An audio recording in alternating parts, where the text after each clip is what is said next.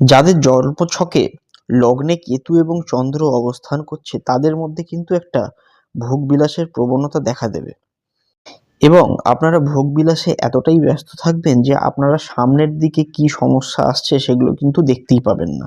এই সময় কিন্তু অনেক গুপ্ত শত্রু আপনাদের বৃদ্ধি পাবে।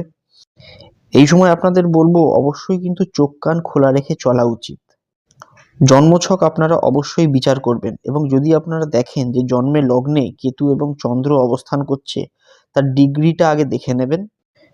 তারপর আপনারা পুষ্যা নক্ষত্রযুক্ত শনি এবং মঙ্গলবারে চামেলি ফুল গাছের একটি শেকড় তুলে রূপোর মাদুলিতে ভরে পুরুষরা ডান হাতে এবং স্ত্রী লোকেরা বাম হাতে ধারণ করবেন।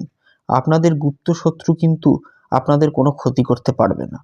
আপনারা খুব দ্রুত গুপ্ত শত্রু বিজয় করে নেবেন এবং কালো রঙের পোশাক, নীল রঙের পোশাক এগুলি বেশি পরার চেষ্টা করবেন।